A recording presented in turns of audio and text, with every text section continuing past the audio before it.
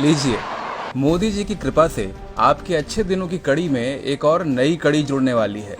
अगर आपकी जेब में खनखनाता हुआ खजाना है, तो फिर अच्छे दिनों के इस करिश्माई साल में आप भारतीय रेल को भी खरीद सकते हैं।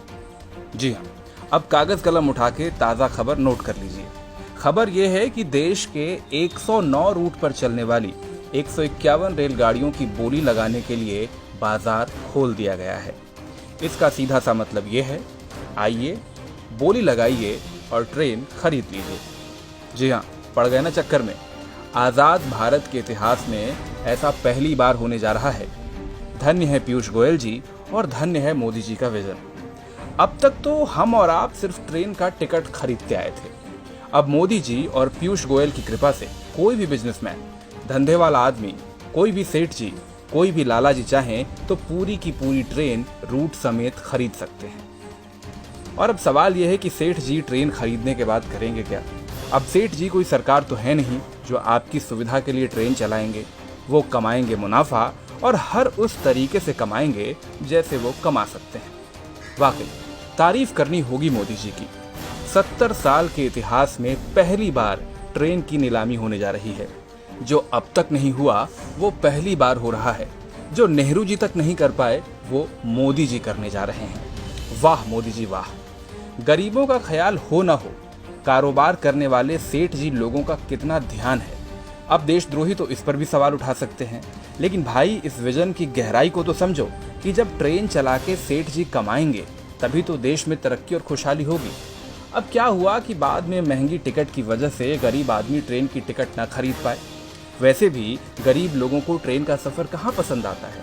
अभी हाल ही में तो सबने देखा था कि मोदी जी और गोयल जी की इतनी सारी ट्रेन चलने के बावजूद ये जिद्दी गरीब लोग पैदल ही अपने गांव जाते थे।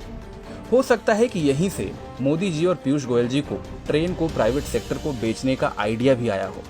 अरे भाई, जब गरीब आदमी ट्रेन में बैठ ही नहीं रहा तो ट्रेन को बेचो सेठ जी को।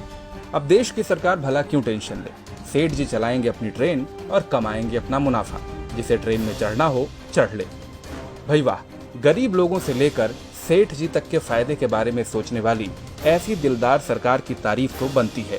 और साथ ही तारीफ बनती है इनके तेज तर्रार एटीट्यूड के लिए भी। एकदम फटाफट अंदाज में 1 जुलाई को मिनिस्ट्री ऑफ रेलवे ने प्राइवेट कंपनियों से प्रपोजल भी मंगवा लिए हैं। भारत सरकार को उम्मीद है कि इससे वो प्राइवेट कंपनियों से करीब 30,000 करोड़ रुपए तक का इन्वेस्टमेंट जमा करेगी।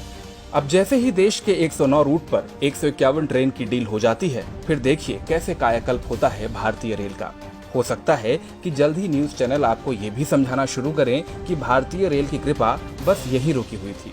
हरी चटनी के साथ 151 ट्रेन की डील जैसे ही फाइनल होगी, भारतीय रेल पर कृपा एकदम से बरस पड़ेगी। खैर, हम तो पत्रकार हैं। हम तो भारतीय रेल के साल 2004 में फायदा कमाने की खबर से भी एक्साइटेड थे और अब रेल बिकने की खबर सुनकर भी उत्साहित हैं। वो कहते हैं ना, मोदी जी ने किया है तो कुछ सोच समझ के ही किया होगा। अब जाते जाते आप भी कमेंट सेक्शन में अपनी ज्ञान वर्षा जरूर करते जाइएगा।